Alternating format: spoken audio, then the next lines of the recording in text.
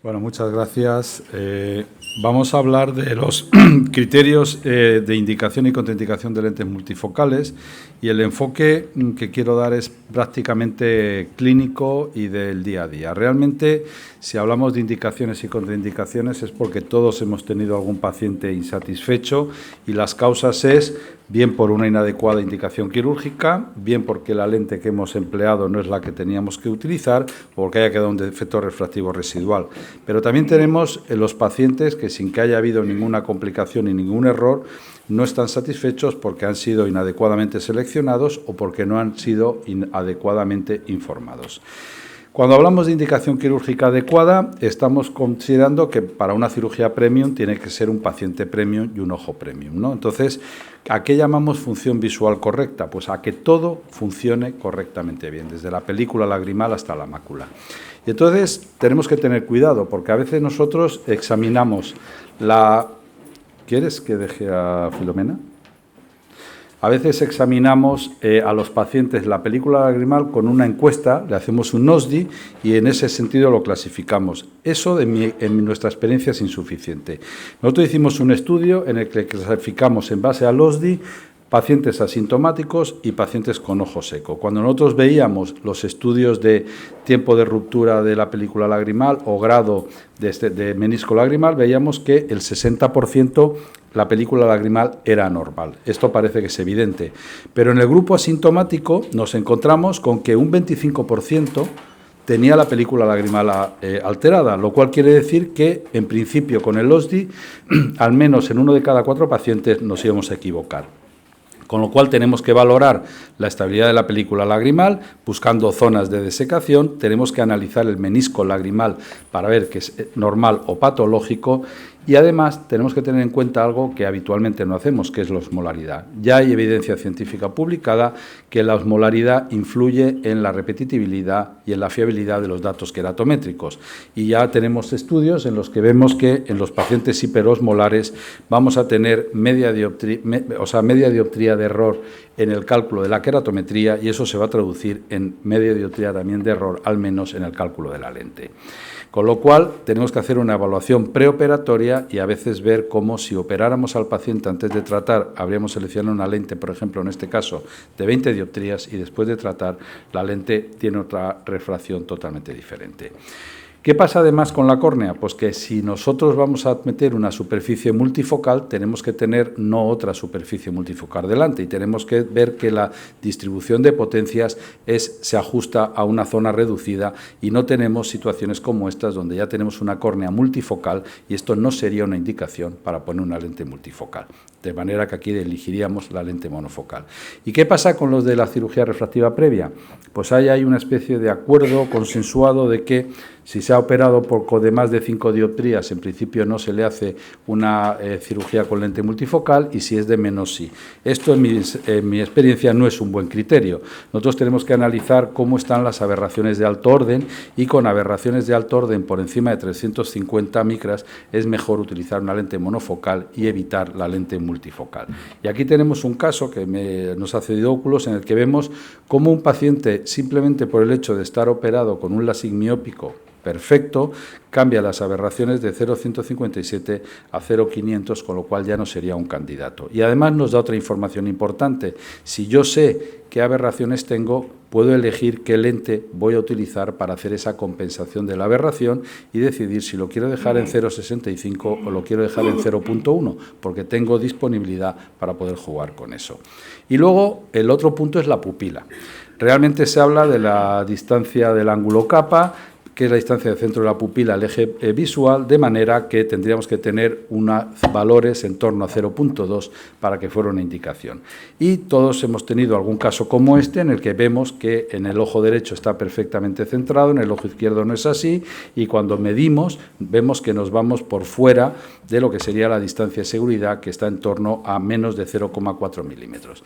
Bueno, esto, que es algo que tenemos, y todos, yo por lo menos he tenido algún paciente con estas características, donde efectivamente he hecho la culpa al ángulo capa, pues nuestro compañero el doctor Fernández, que es un estudioso y muchas veces busca la evidencia científica, al final hace un estudio en el que se plantean si realmente el ángulo capa se debe de ser considerado como tal y llega a la conclusión de que todos hablamos, pero al final no está demostrado, y que además no existe una relación entre un ángulo capa mayor y un resultado de sensibilidad al contraste que se vea afectado.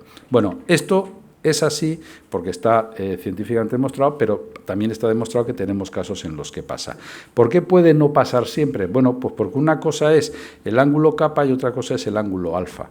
Y entonces no necesariamente juegan en equipos contrarios. A veces un ángulo capa que está descentrado se ve corregido porque el ángulo alfa corrige parte de ese descentramiento. Y eso puede ser lo que explique que en algunos casos, esperándonos un resultado insatisfactorio, no lo sea así.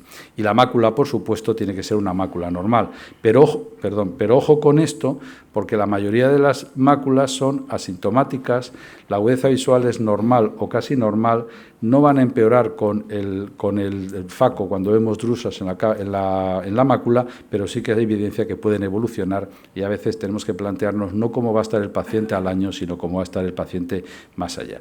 Y luego otra cosa es la elección de la lente intraocular. Ya hemos seleccionado al paciente y resulta que tenemos un abanico de posibilidades donde yo puedo elegir una lente en el que el foco de cerca está a 34 centímetros y el intermedio a 68 o a 42 y a 80. Si todos los pacientes midieran lo mismo, todos los pacientes tendrían la misma longitud de brazo, pero no se comporta igual un paciente de 1,90 que un paciente de 1,60. Y las distancias, cuando hablamos de distancias intermedias, no son las mismas. Y esto explica por qué con la misma lente hay pacientes que te dicen que están muy satisfechos y otros que te dicen que la distancia intermedia no está conseguida. La lente es la misma, lo que no es el mismo es el tamaño del paciente. Entonces también tenemos que tener en consideración estas cosas. Y aquí pongo ejemplos que no es lo mismo si yo quiero mirar el dispositivo del coche, si voy a pintar o si simplemente estoy viendo una tableta. Va a ser distinta a la distancia de trabajo. Y luego una cosa muy importante y que a veces no le damos la importancia que tiene es el defecto refractivo residual. A veces pacientes que se quejan de halos, que se quejan de un resultado insatisfactorio, al final lo que tiene es un pequeño defecto refractivo que no ha sido corregido. Y estoy hablando de astigmatismos de media dioptría o incluso menos, o defectos miópicos hipermetrópicos. Un desenfoque afecta a la calidad visual mucho más que las aberraciones de alto orden. Y a veces les hacemos todos los estudios de aberrometría y nos olvidamos en graduarle eso. Y hay que comprobar si el paciente, cuando en la consulta le ponemos esa graduación, si todos los fenómenos fóticos que refiere y todo, sí le mejoran.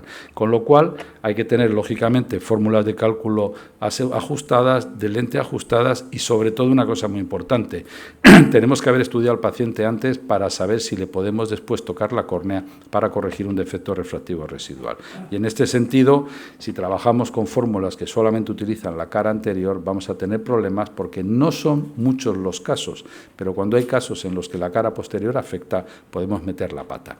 Y luego tenemos el último punto, que para mí es el más conflictivo, que es el paciente en el que el médico está muy contento y el paciente está insatisfecho. Y aquí es por inadecuada selección del paciente o porque la información no es adecuada. Y simplemente quiero hacer una consideración. No es lo mismo un paciente de menos de 60 años que un paciente de más de 60 años, por muchos motivos, entre otras cosas porque su retina es diferente, pero también porque su actividad es diferente.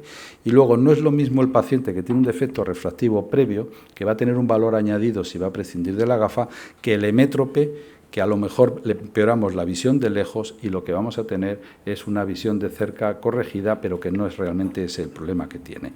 Con lo cual hay que explicar o tenemos que tener en cuenta que cuando hablamos de cirugía de catarata es diferente a cirugía de la presbicia y es diferente una indicación clínica que una indicación refractiva. En la indicación refractiva no podemos fallar. Entonces, al final, yo creo que el consentimiento informado en otras cosas yo no lo doy directamente, aquí yo sí que lo doy directamente, ya hablo yo con el paciente porque quiero ver la cara que tiene el paciente y la expresión que pone cuando le estoy contando determinadas cosas. Y una cosa que considero muy útil es esto. Les hacemos cuestionarios a los pacientes para determinar la calidad de vida real, después de la cirugía. Yo creo que hay que hacérselo antes también. El paciente tiene que reconocer por escrito cómo es su estado visual para que lo pueda comparar con el final, porque si no, muchas veces te dice, si yo llego a saber esto, no me opero, y realmente el paciente ya tenía problemas.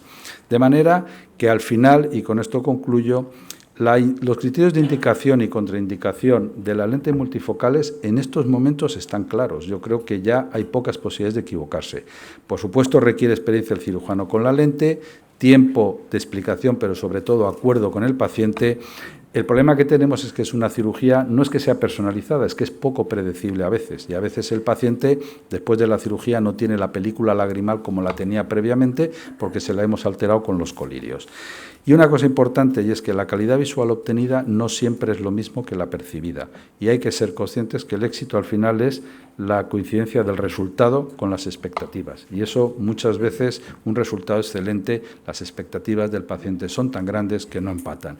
Y tenemos unas limitaciones que no podemos evitar. Primero, no hay una lente ideal que me cubra todas las posibilidades que tengo, tampoco tenemos el paciente ideal y a veces tampoco el cirujano somos los ideales y cometemos errores. Muchas gracias. Muchas gracias, Alfonso.